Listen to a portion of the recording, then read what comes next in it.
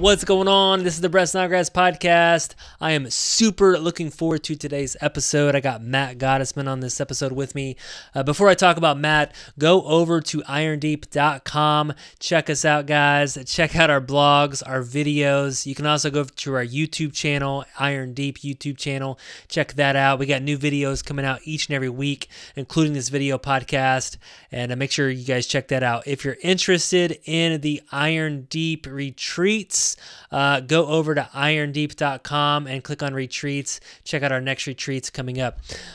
So I got Matt Gottesman on this episode with me, and Matt is a multidisciplinary creative. He's a 2-time founder, business owner, podcaster. He's a writer. He's a Web 3.0 enthusiast. He has spent the last 20 years on the internet, and if you go over to Matt's website, you would definitely tell he is a digital marketing machine. He is a creative individual. He has a new podcast that's coming out. He has a series of books that are coming out. He loves impacting people's lives. But this show really dives into the inner soul, to the inner being. He dives into his routines, his habits. He dives into his father that had passed away in 2019. He talks about his journey in the last 3 years of health, really how it all starts with our health to be better men and women and to be better operators. And he talks a lot about health and time. So you guys are going to want to check this podcast out. Here he is, Matt Gottesman. Hey, Brett. Thank you for having me on the show. I'm really excited to be here, man. Yeah, no, thank you so much for joining us today. And if you guys haven't heard of Matt, I just tell you guys, you are a creative individual. I was looking at your website and I'm like, man, this guy is so fascinating, very creative. You've been in the internet space for like 100 years, right? I mean, yeah. A long time, just kind of creating internet marketing, work with some highly recognized brands.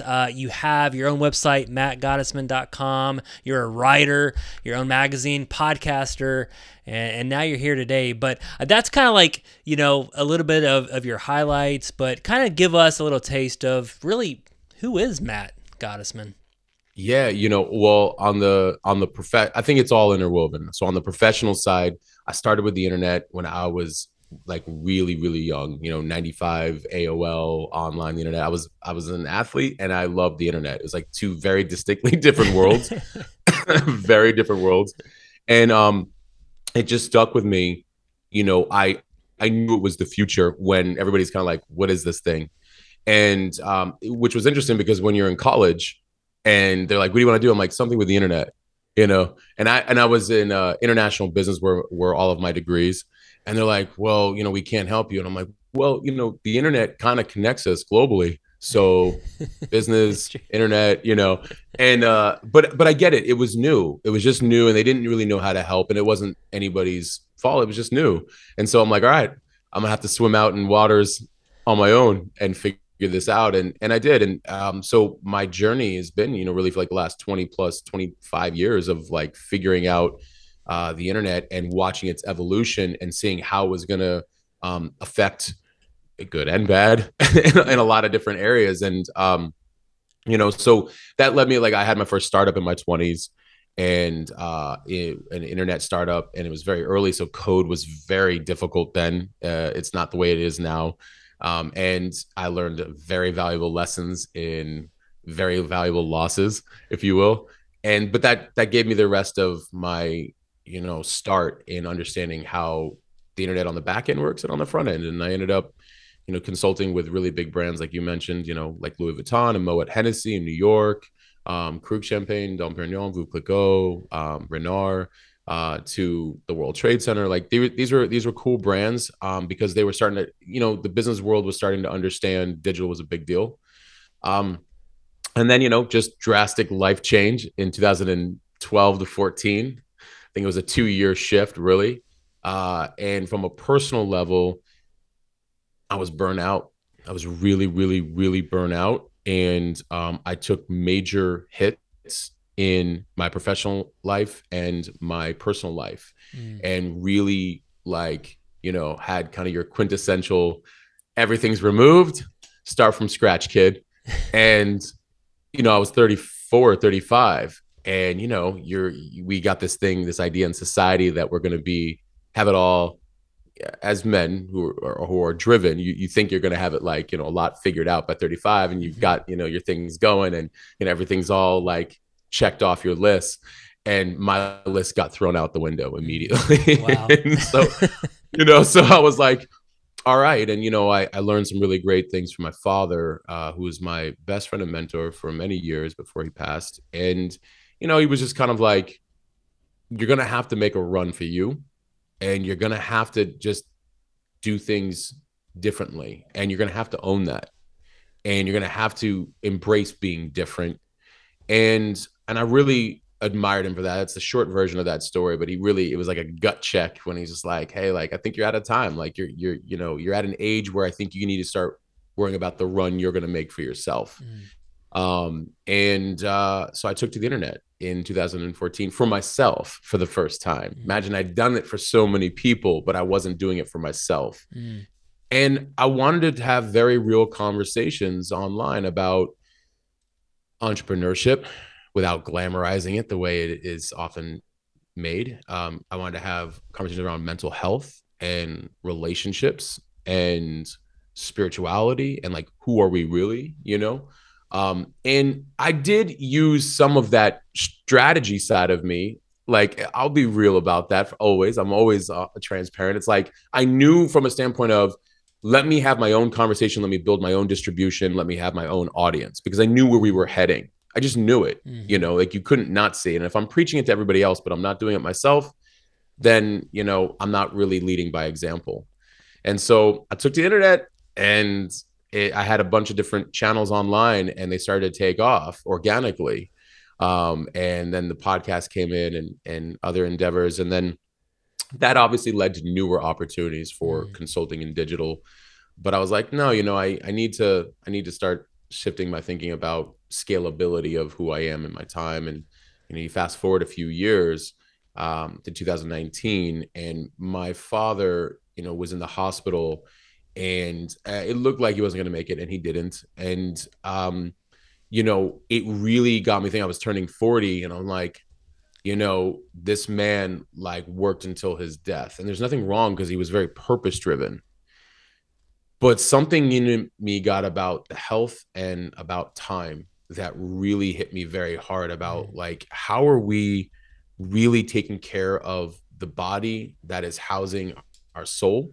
Like, how are we really treating our body? And so that way, like, we're not only reliable, but the others who rely on us as well don't have to worry so much. And time is the most valuable currency, more than money. And if you master time, you can master money. And so that's where I started to think about time as a means to owning end-to-end control of it. I think Naval Ravikant talks a lot about that, but like owning end-to-end control of the time, which causes you a lot more discernment and clarity and key decision-making and intentionality and scheduling. And like, what am I really doing with my time? How am I really spending it? Who am I spending it with? What am I doing in the hours that I am of my work and my body of work and my purpose? What am I doing when I'm not in that? Where am I? Everything. How are we managing time will definitely create the life that you're trying to create. And it's not, I don't want to like make it so that's so easy. And it's so, it's like, it's a process. And I had to really, I learned about life design from it, because I had to really observe myself in how I'm living day to day. And I think when people start to do that, you're going to find it both fascinating and terrifying at the same time, because you're like, I'm like, it's funny when I urge everybody that says I have no time. I'm like, yeah, you do. I will guarantee you do. I will guarantee you do. And, I'll find it for you. Right. Wow. So yeah. And then, so that's kind of the high Yeah. level overview. No, thanks You for know? sharing. Thanks for digging into your story. I was reading just about your dad. Sorry for his passing in Thank 2019, you. and kind of going through this transition. There's so much to kind of unpack here. I listened to a couple of your podcast episodes, and you really kind of preach that embrace being different. You talk about your audience, that we are different, guys. We're creators, and Yeah. we're just different, right? And you talk about you don't glamorize success. Um, So can you kind of unpack that a little bit, like maybe for you in your own personal life, like how are you different than our culture? In every way. In every, I didn't take not one conventional route. Well, no, that's not entirely true. I mean, I guess, school's fairly conventional. And even then, like, I threw the playbook out the window. We're all here with very unique gifts. And society has this. So first of all, I was raised with very independent thinking parents. I'll probably back up to that, which was, question everything, discover who you are, and, like, don't follow the crowd. Hmm. And they didn't mean it in terms of anything other than, the fastest way to yourself is through you. kind of a mantra, if you will, right? And so always ask questions, always be curious, always, just like, jump in. I mean, if you can, make some calculated decisions, of course, but like, go discover. My father never wanted me to follow his route. He was a good lawyer and a businessman. I think he wanted me to follow his route, maybe from business, but not so much as a lawyer. And he was just like, I can't tell you what to do. And I wouldn't dare tell you what to do, because then any decision you make, if it's based on me and it doesn't go right, you'll blame me. Basically. And he was right. He was 100% right. He was just very much like, you have to figure out what makes you tick. And I want you to. And I think in some ways he did, because I think there were some dreams of his that I think he wanted to do that he couldn't because of just being a family man very early on. But he was doing some things, and he had a very supportive wife and my mother. So I was doing some self-observation, and I was thinking about all the things that happened when we were about 12, 11, 13 to about 21. And soulfully, spiritually, intuitively, let's just use the word intuitively, every single person is doing things that are easy for themselves. Their gifts and talents are very there. They're very noticeable. They're very, it's just joy, things that they like to do. And I understand the constructs of society and school. Pick a direction, and here's your options. And in each of these options, here's the blueprint. And I fundamentally disagree with that. I mean, like, that's like saying, like, listen, I want all few million of you to go in this bucket, few million of you to go in that bucket. Like, there's no two paths alike. We know this. You can go scientifically or you can go spiritually. We know that no two paths are alike. So how do we create this blueprint that's like, hey, you're going to follow this, and this is how it'll be? And now maybe that's a little rigid, because I'm sure that they're like, well, no, this is what you know that you need to do, become a lawyer, a doctor. And I get that. But for the most part, I just think that if we connect to ourselves early on and allow ourselves to stay in that connection and not allow others to talk us out of that, we got a really good shot of, mastering some of these things earlier on and carrying that throughout our life's purpose. And I don't I don't substitute the whole, I know a lot of times people find your passion, find your purpose, all these other things. It's all work. All of it's work. Yeah. You just have to determine what kind of work you want to do in life. Do you want to do the work that just drains your soul, or do you want to do the work that like ignites it and actually like brings more of your contributions to the world? There's a great book, Essentialism, The Disciplined Pursuit of Less. And, he talks about that idea of like, can you get rid of the trivial many to focus on the vital few to bring out your highest point of contribution?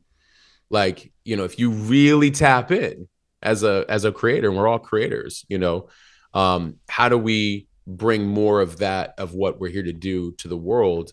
And in the day and age of the internet, like, we now can combine, this idea of managing our creativity like a business in scale to world audiences. And so there's actually great responsibility and purpose in that. When the internet's used for good, obviously we've taken it in a lot of different directions. We'll just keep that to that. And I try to constantly preach, like, look, it's a beautiful tool that we can now affect in others in a lot of really great ways. So the excuses are now like minimum. The output is now maximum, and there's so much leverage with the internet. But you're going to have a relationship with yourself, your creativity, and the people you're going to serve. So, yeah, no, definitely. I love that. So thanks again for kind of sharing your reflection and your journey. And when you say like a lot of people take the easy route, it's all work. What type of work did you do to kind of, to find your mission, your purpose, your connection? What did that look like for you? Can you tell us about that? I don't, the word failure gets thrown out there a lot. And I'm like, I don't know what to say about that. I failed a lot. I learned a lot of lessons from taking a lot of chances. So when I was curious about something, I would dive in and want to learn it. And it didn't always work out, or did it? It's hard to kind of say when you look at the bigger picture. So when, I kind of have this ideology of, we can get out of our overthinking mind if we get into the garage and just start building. So if you think about like, let's just say you put a Ferrari in the garage that you're going to build from scratch. You got the Ferrari, you're going to build it from scratch. It allows you to get out of your head and into the garage and start like, all right, I guess I'm going to like work under the hood now. I'm going to work on the engine. I'm going to work on the chassis. It's like you start like putting the pieces together, and it gets you out of your head more. And so I always preach, like, get into movement as fast as possible, because if we sit and plan and think too much, we don't really get in the game. The game is where the signals come from, and the signals tell us what to do next. Now, to get clear, I had to experiment a lot. I think what happened for me is around that time of 2013, 14, I got very heavily into spirituality and wanted to learn more about my culture, originally coming from Judaism. And religion is a funny thing for me. So I don't play in the constructs of religion, while I yet respect the heck out of all religions. I just love learning how to have more of a connection to myself and God. And it was interesting in learning to have this practice of listening to myself and understanding more of like, what's happening internally. What do I actually really feel? And so I met I met from rabbis to, shamans to, pastors to, healers. All kinds of different people over time, all to kind of just really constantly find my way back to myself. And it was a lot of between spirituality and reading and integrating everything I learned. The hardest part is you get a lot of people who want to learn and get advice from everybody. You have to practice anything you read or learn. You have to practice it. And that's how I started to get clear. I started to I started to look at my life as the whole puzzle. And I'm like, in taking different aspects of my life, like you have to be innately curious. So when you start putting yourself first, and your health and your understanding of your, what makes you tick, and, what creative outlets, experiment with creative outlets, understanding money, understanding like what goes in the body, basically all of these things were helping me get clearer on direction. Because if you're putting the work, like, it's funny, we want to always put the work external and rely on the external, and I'll just do this job and I'll get this result. And I get that. But it's a funny thing when you start putting yourself first, because you start managing your time differently, then your choices change. Yeah. Right. And then, like, where your energy goes changes. And then what you have time for changes. And like all these things start to actually affect every other thing in your life, that all of a sudden you kind of know what to do, when to do, why you're doing it, because you kind of force yourself into having to make all these decisions by putting yourself first, and like your health and your, clarity came from also auditing my time. This is a really great hack for anybody. I had mentors for years tell me, like, you should audit, a week, journal it all day. What are you doing? And I'm like, no, yeah. And I said, yes, actually. I was like, yeah, it took me 2 years to listen. Yeah. Listen, we have to, people, we have to listen. So you heard it, but you didn't execute it. Yeah. Just like you said, you don't practice it. You didn't. Yeah.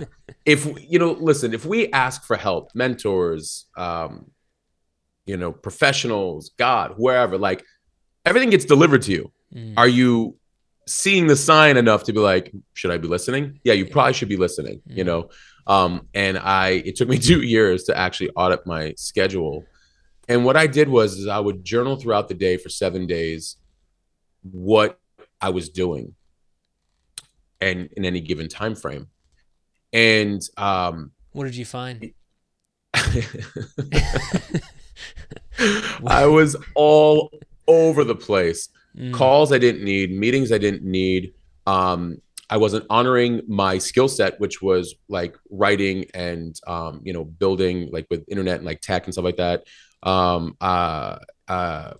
Or even like with my podcasting and speaking.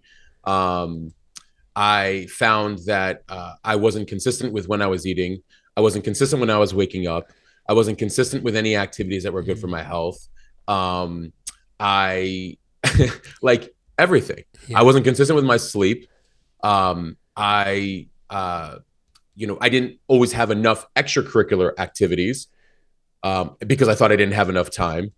I found all the holes in my life, if you will, like, in a healthy way. Like, and I don't mean to alarm anybody. It's actually a really great exercise. It won't panic you or anything like that. If anything, it's actually a sigh of relief. Look, most things are only up here messing with us until you rip the Band-Aid off and be like, okay, let me just try to understand what's bothering me. Yeah. Let me just try to understand money. Let me just try to understand my body. Let me just try to understand my time. Like, when you start to do these things, the fear goes away because it was all made up in your head. You were sitting just thinking about it. If you could just like remove the fear and be like, is this what I'm doing with my time?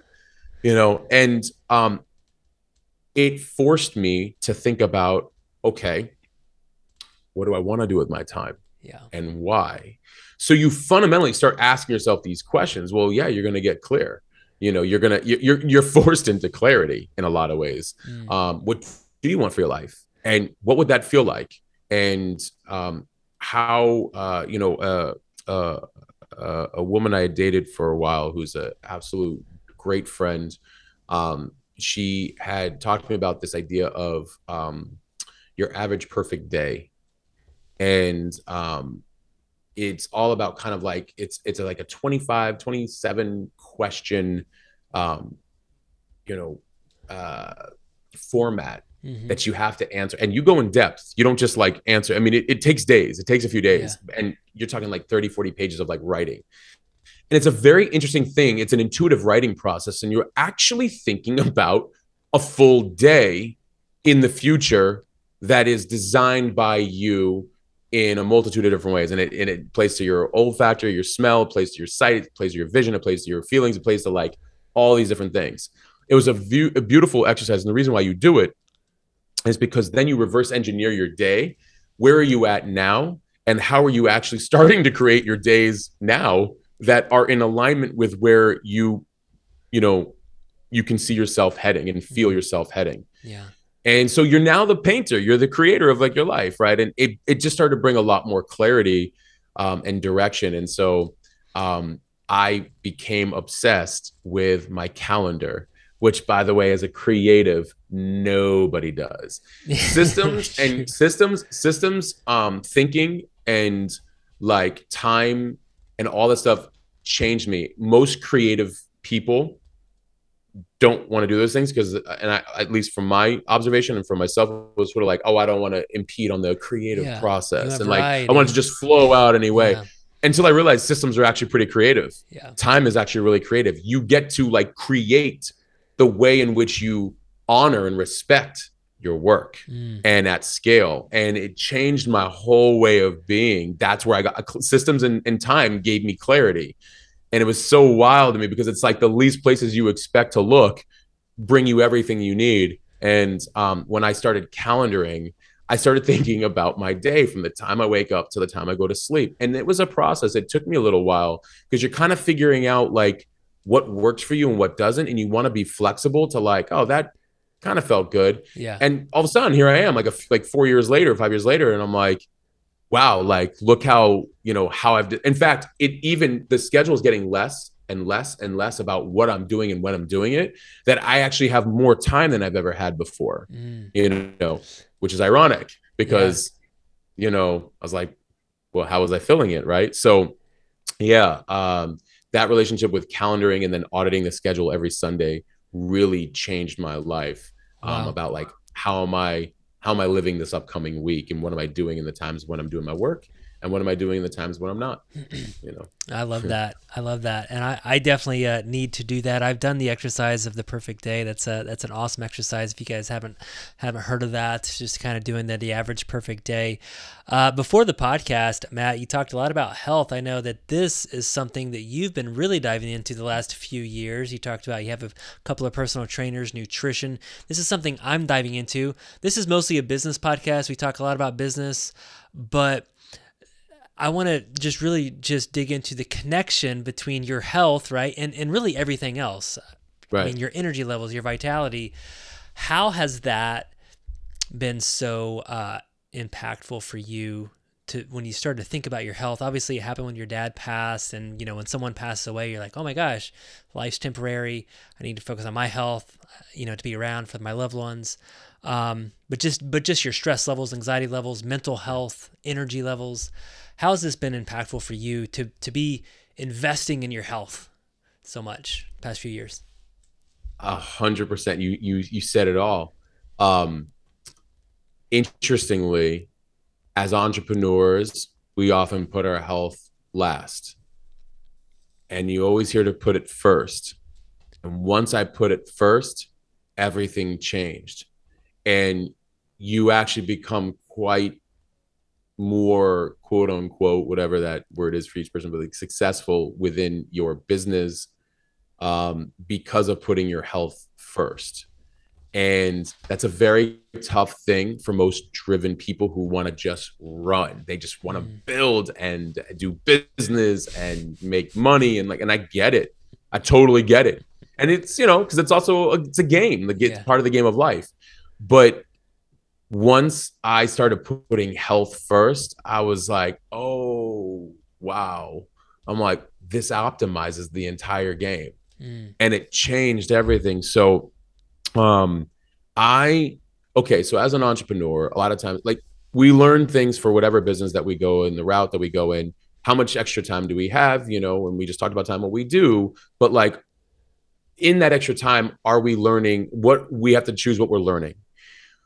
When it came to health and wellness, I knew that fundamentally I was going to have to go to experts. Just like we all say, like you have to go to mentors, you have to go to coaches, you have to pay, whatever for the people who just are in their lane doing their thing. If you don't have the time to figure it out yourself, health is one of them. As an entrepreneur, I'm like, I don't have time to look up everything online about like, what should I pair what foods with, and what should I be eating and why, and what is, muscle building, all of these things. So, the first thing I did is I went to a trainer. I have two different trainers for two different reasons. And one of the trainers, was like, what are your 90-day goals? I'm like, nah, nope. And they were like, what do you mean? I was like, oh, I'm in it for life. So let it run. And they were like, okay. And I said, listen, I don't have time to figure it out, but I do know I want to make it a lifestyle. So what I want is you to observe my body and what I'm needing in shaping it. and help me with nutrition. And I'll cook. Like, as an entrepreneur, I'm going to do the work. Yeah. Tell me what to do. This is where humility is so important for people. Tell me what to do and I will execute. That's it. And then when you're going at it from a lifestyle instead of a 90-day, you wake up 3 years later and you naturally know, like, I can go to the gym by myself. I can, and train by myself if I want to. I still have my trainers because I like the accountability, but I'm constantly cooking everything. Like, I know, like, I never thought I'd be wondering about seed oils and like, and importing meat from like certain farms and doing all this stuff that like, because of quality and what's going in the body and learning about, the gut and all that stuff. So, we need a good gut health. It's going to affect our creativity, our output, our emotions. We need good sleep. They'll say 7 to 8 hours. I do 8 hours. Why do we need good sleep? What does it do for us, in our creativity and our output, right? In our emotions. All of these things I just started, learning. We need so building muscle. I had a very, very, very minor form of psoriasis. It's disappearing because inflammation in the body is going away. There's more muscle in me now than there's ever been before. So naturally, like, it's like, getting rid of and psoriasis can come from stress. It can flare up from stress and emotion. Like, so you start learning all these things about your body and you're like, oh, wow, that's fueling my business. That's fueling, my relationships. That's fueling, everything else, my money, everything. And so it's funny because it's like the ultimate business hack is your health. Right. Like, as a business person, you don't think about it that way until you're like, oh, wait a minute, And then, of course, as you're putting yourself first, and I'll give you like some of the things that I do. That in itself creates the discernment for how am I spending other times? Well, no, like I can't actually, I've got this going on at that time. So I train about 4 to 5 days a week with a trainer. It's usually 4 days and like maybe a hike with my mentor. And it's not so much about the working out, because everybody says, every athletic person will say 80% is nutrition, and it really is. And so I just got very consistent on eating really great foods. And by the way, it's so funny because society, convenience culture makes us think that like, these foods over here that are bad for you are the only ones that taste good. It's actually the opposite. In fact, once you start eating so clean and I mean like clean versions of this stuff over here, but like clean, when you taste that, you're like, oh my God, actually I was hypnotized. That wasn't even that good. Right. Like, you realize there was actually chemicals in it that were messing with you, because my body like that will like throw it out. It's just like digest it out. It's like, no. And my body can self-regulate in less than like a day. Like it doesn't just feel lethargic for weeks like it used to. So, it's a combination.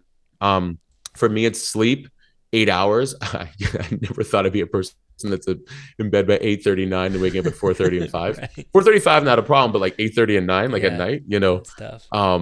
And I love it. I absolutely love it. Like, I'm just like, yeah, like, this is a good day. Yeah. Because I know what I'm doing today. So it's the sleep, the 4 to 5 days a week with the training. I eat a lot of like high proteins and fats because it works for my body. It's different for every person. Sometimes the carbs when needed for training and stuff like that. But and then I also started getting into like infrared saunas and ice baths. The whole Joe Rogan, Tim Ferriss route eventually caught up to me. It did eventually catch up to me. I'm like, what are these guys doing over here? Right. And the ice baths, I'll sit in like for 5 to 6 minutes, which they think I'm crazy at like the place. They're like, serious? But wow. You learn breath work. I'll do heart coherence breath work every morning. It's 5 seconds through the nose, 5 seconds out of the mouth for 5 minutes. Connects your heart and mind. So you're making more like keen decisions. See how that could affect like your business. And then from Dr. Joe Dispenza, I learned years ago, why is getting up early so important? It's because it's there, and this is very key, and it's still very applicable. Let's say instead of most people will do like the 7 or 8 o'clock thing, and they jump up and into their day. Okay. How does their day end up working out for them? Well, it's actually using muscle memory, everything it knows from previous years, days, months beforehand. It's only using what it already knew because you're functioning on memory. If you get up earlier, like 4:30, 5 o'clock, and you give yourself like that 2-3 hour window to reflect, to read, to think, to plan, make intentions, all these things, what's starting to happen is you're now forward thinking, your future pacing brought present. So I'm thinking through what are my top priorities? What do I want right now? Where do I need to go? What are some answers I need? Well, what do you think is going to happen when throughout the day things come at me? It's like, hey, Matt, can you do this? No. Hey, Matt, here's this. I'm like, oh, that was the answer I was looking for. How did I know it was the answer I was looking for? I asked the question earlier in the morning. So you're actually creating your outcomes more and not just living in a repeated cycle of patterns from previous days every single day. So that was a big game changer too. So like all these things, taking time in the morning for journaling, reflection, meditation, breath work. And by the way, they don't have to be like an hour. It could literally be like 15-20 minutes for everything. Everything. So again, people I think have this warped sense of like, oh, I don't have time for that. Like you do. And it doesn't have to be a definitive amount of time. Again, back to the whole, every path is unique. Do 5 minutes, So all these, and that's exactly right. I mean, when you're describing that, I mean, a lot of entrepreneurs would say, "Wow, that sounds like a lot of time. You have to make your food, your nutrition. You're meeting the trainers. You're doing breath work. You're all this stuff." But you said you have so much more creativity and energy to put into your business, into your entrepreneurship, and you have more time than you ever had, and you're in the best shape of your life. Yeah. It's so wild. Like I know everybody always says like, that once they get there, they start to preach it back to other people.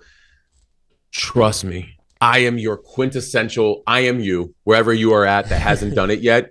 Like, and I know everybody always says that, like, really, really, I get you. Like from my heart, please understand, like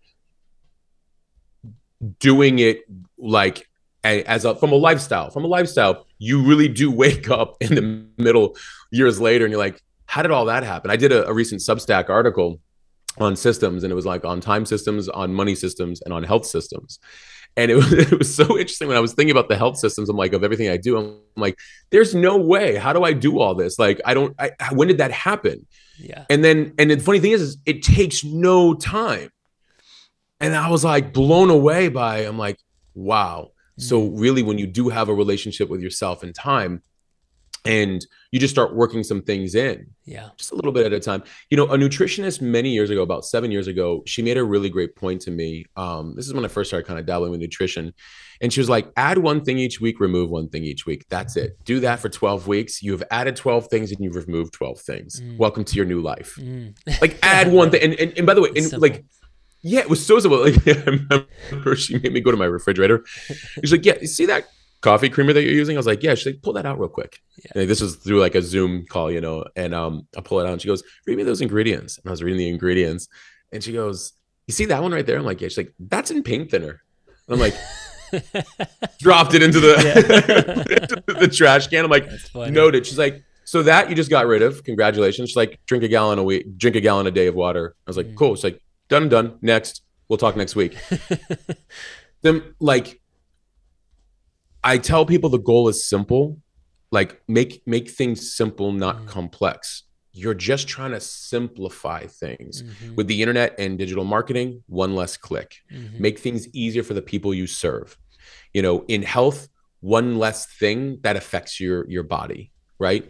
Add one thing that improves it. I firmly believe in the 1% compound effect in everything, And we just get so caught up in our head about like, that's a lot of stuff. Like I mean, looking back on that list, I was like, that's a lot of stuff. I'm like, but it isn't. Now that I'm doing, I'm like, oh, I get how that got worked in over time. It was like, first it was really just a trainer and 2 times a week. And then that trainer was like, oh, do you need help with nutrition? I'm like, yeah, actually I do. And I did the work, so all of the everything was like listed off, like, here are the recipes, here's this, here's the shopping list, go do it. And I was like, oh, okay, cool. I'm like, so now I'm shopping, you know, I worked that in and now I'm cooking it. And the recipes weren't that hard. It didn't take that long. It was also a great time to break up the pattern cooking. I know you can meal prep, that I still don't do. I actually like the cooking as a way to break up the pattern of my sprints, my work sprints. So, you know, it's funny when I say this stuff out loud because it was never me. Yeah. And I'm like, this is some of the first I'm actually having these conversations, and it's so wild because I'm like, wow, you're reminding me to like even take that, you know, have more grace. Like, wow, like, you know, when all of a sudden you wake up in it and you're doing it. You know? What happens when, and this is probably our last question that I want to just ask, you're doing a couple other cool things I want to tell our audience about, but what happens when let's look at the 8 hours of sleep. What happens when it hits 9 o'clock or 8:30, 9 o'clock, and that's typically, hey, I'm getting ready to go to bed, but man, I didn't get that done. I didn't get that done. I still got stuff to do. What do you do? What goes through your mind during that time, and how do you handle that? So a way I combated that was because, like, you know, our minds are probably always racing. Now it's a lot more controlled, I think, from a few habits I worked in there. But, you know, I might make a couple of notes so I just don't forget them. And then I put the phone away because I really don't want the phone and the blue screen near me really before sleep. So I'm still working on that one. I'm human. But what I started doing is at the end of the day, I try to shut off when I'm using computer screens by about 7:30. So a way to combat that is I'll take the notes and put them into, tomorrow during this work sprint, this is where I'll take care of that. And so when it comes up, so that's what was happening. Before then, it was just like, oh, you know what? It's coming in my head. Let me just take the notes down now. So I eventually started training myself to get those earlier so that way I can have like time to just unwind and I'm not really thinking about those things. But it still happens. We're human. So I don't jump out of bed and I don't go to try to take care of it unless it's an absolute emergency. Otherwise, I just say, all right, you know, noted for tomorrow, the moment I wake up, let's make sure that that's worked into wherever it needs to get worked into. So that way it can get taken care of. And so I'm not like stressing about it, but I'm at least cognizant of it. And tomorrow's a new day because I don't want to compromise the sleep. I realized like, it's like you're training for the Olympics and, you know, you don't want to all of a sudden, you know, eat something that can like mess with your performance. Right. So it's like, don't do that work right then. That's going to get in the way of the sleep, which is actually going to help probably take care of that thing even faster tomorrow. So yeah, I'm big on like. I mean, I love what you're talking about. I mean, you're talking about some big things. Obviously, training for the Olympics, your performance for the day, and you know that it's just that vicious cycle. Especially as entrepreneurs, that's the cycle that we get into. We do take care of that thing. We get lack of sleep, which turns into we're not prepared for the day, which turns into we eat something we shouldn't eat, and it just kind of goes, and then we just fall off the wagon. And that's what I see so much. But you take it so, and I feel like your why is so deep. It's not just like, oh, I want to look good, right? You're not saying, oh, I just want to have big muscles. It's like it's so much deeper than that. You want to perform and be the best version of yourself, so that you can lead and impact people's lives. And if you eat that donut, you can't do that. Right. Yeah. You know, and I tell people too, like I take the pressure off. By the way, like there's meals here and there that like, they're completely off the charts. They're completely like not what I finally understood. A few of my friends that are in the health and wellness industry talk about lifestyle and the sustainability of lifestyle eating. Now, like, I mean, a couple of weeks ago, I mounted like half a pizza, like just like that. Like, cause I was like, oh, it felt just so good. Like, didn't matter. Next day, by the way, like my body was back to normal, digested out. I'm like, cool. I tell people like, take the pressure off. If you're consistently all week, every week for many weeks, what happens is the body can regulate better now when you do have something that's just like, you know, like out of the things that you would normally eat. And it doesn't even matter at this point because the things I normally eat are actually a lot of the same things, just better prepared or better ingredients. Right. So I just tell people not to worry. Like I'll have a donut here and there, you know, oh, that's rare. But like, just because I'm not a donut person, but like I'll be out to dinner with friends on occasion. And, you know, it's like the desserts come out. I'm like, cool, sharing it with them. Like, it doesn't cause me grief or pain, which also I learned from a muscle memory standpoint. You actually don't want to feel guilt when eating something wrong. because that too can actually affect you internally. That's for the health and wellness folks. There's a whole like psychological and like how the gut processes and the muscle memory. I'm like, wow, that's actually pretty awesome how the body works. But yeah. Definitely. Awesome, Matt. Well, thank you so much for being on the show today. Awesome material, guys. And I know that, Matt, you have some cool things. You're writing a series of books coming out. How can someone get plugged into everything that you're doing? Yeah. Thank you so much for asking. So you mentioned the website, mattgottesman.com. That leads to everything else, but mattgottesman.substack.com. The Substack is called Permissionless for a lot of reasons.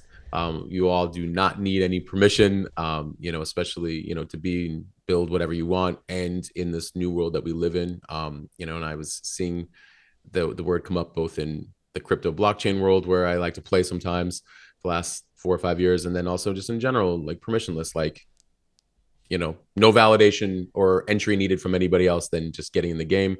And talk about a lot of like contrarian thinking ideas there on, wealth and health and happiness. Matt Gottesman on Instagram. I answer every person, on that comes on there, like through the DM, through the text, like all of it. I always tell people it's very community driven. And I love it. And sure enough, people will always test me. They're like, hey, you said you answer your DMs. I'm like, here I am. If people want to text me and get on, I do weekly texts through my community app, 480-530-7352. That list is actually growing. Monday, Wednesday, Fridays, I send out like messages, and people are like, why are you in my head? And I'm like, and I say like, I'm you, we're all going through the same things. And in the book, if anybody that follows those accounts, they'll be able to, the book is coming out, quarter 1, 2 of next year. And the podcast will precede it, which is about 2 weeks. So I do have a podcast called The Hustle Sold Separately. This will be my second podcast launching. And, you guys can reach out, matt@mattgottesman.com.